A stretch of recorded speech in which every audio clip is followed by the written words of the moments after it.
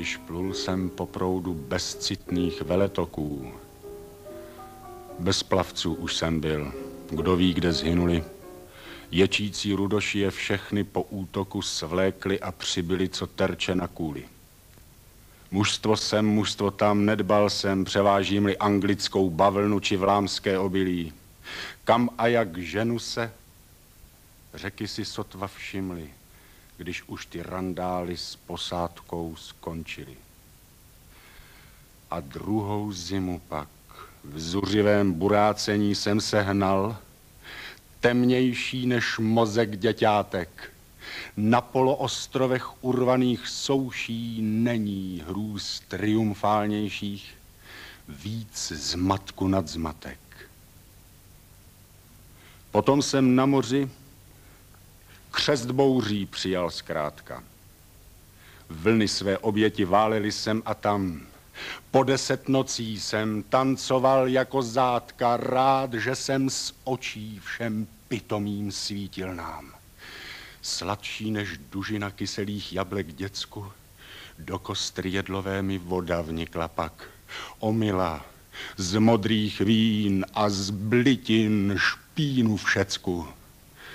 A odnášela pryč mé kormidlo a hák.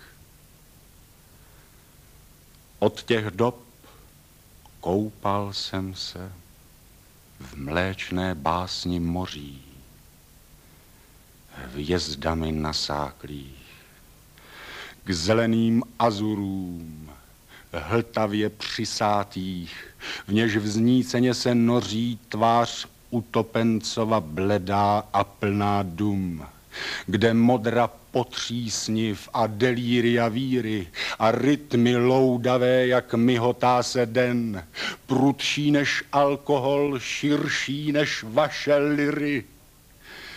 Kvas hořkých ryšavin se z lásky perlí ven.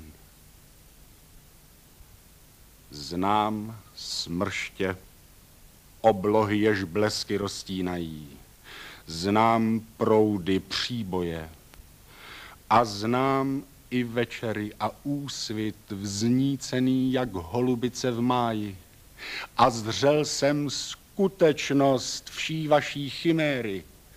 Západ, jenž polosvit mystický hrůzy plný po sfialovělých sedlinách prostírá.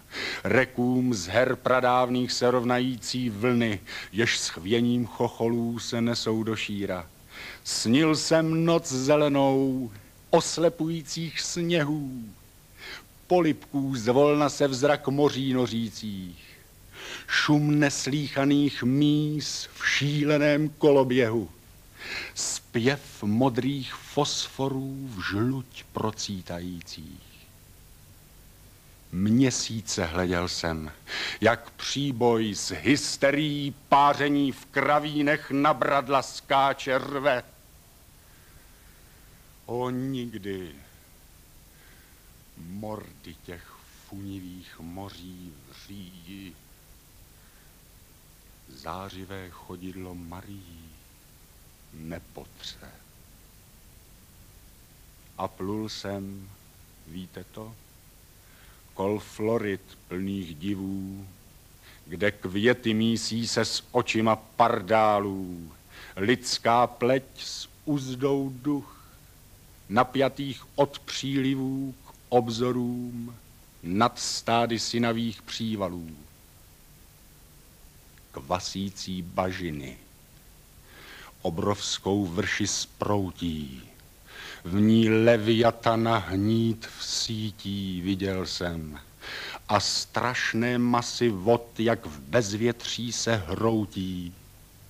Dálky, jak v propasti se řítí s rachotem, ledovce, perleť vln a slunce stříbro skvoucí a hnědé zálivy, ohyzdné vraky v nich a obří hrozníše v pachu se hnusně troucí, což ráni od štěnic padají ve větvích. Do rády modrých vln byl bych přál vidět dětem houf zlatých zpěvných ryb, Mým poutím dodáli žehnali květy pěn a nevýslovným letem tu a tam vichřice mě okřídlovaly. Když jsem jak mučeník byl znaven pásy, póly, tu moře jehož vzlik mě sladce kolébal, s chapadly žlutými zdvihlo své stinné stvoly. Jak žena klesl jsem a nemohl jsem dál. A divne ostrov už, jenž světlookých ptáků trus a křik kolébá a věčnou šarvátku, jen jsem se nadnášel a křehkou vazbou vraku neživá těla v sen klesala pospátku. Tu v hřívě zálivů ztracen, tu do éteru bez ptactva orkány vrhán, já bouřlivák, jejíž plachetnice Han s ním monitory věru by nevylovili, já vodou spitý vrak, já volný, který z mlh fialových se noří, nebesa proráží jako zeď žířící a soply azuru a s vrabem slunce hoří. Lítátky pro váš vkus, vy skvělí básníci. Černými koníčky provázen pluje dálkou, já břevno šílené, pln sluných puchýřů, když ultramariny všech obloh svojí pálkou rozbíjel červenec do žhoucích trichtýřů. Já, jenž se otřásl, když uslyšel jsem živě řvát hustý maelstrom, rik behemotích tlam, věčný tkáč modravých strnutí. Lítostivě na staré předprsně Evropy vzpomínám. Ostrovy s oblohou, jež zeje hrůzy plně.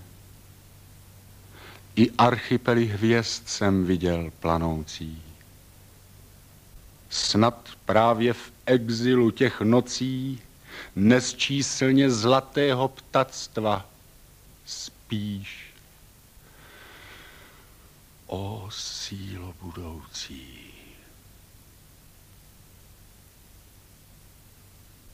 Však příliš plakal jsem. Úsvity vždycky drtí. Vždy slunce kruté je a z luny vždy jde strach. Spil jsem se láskou, vzdul a zmalátněl až k smrti. O kéž mi praskne kýl,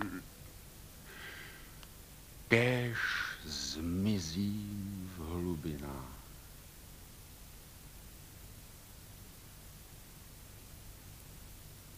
Toužím-li po vodách Evropy, toužím v skutku po černé, studené kaluži u křoví,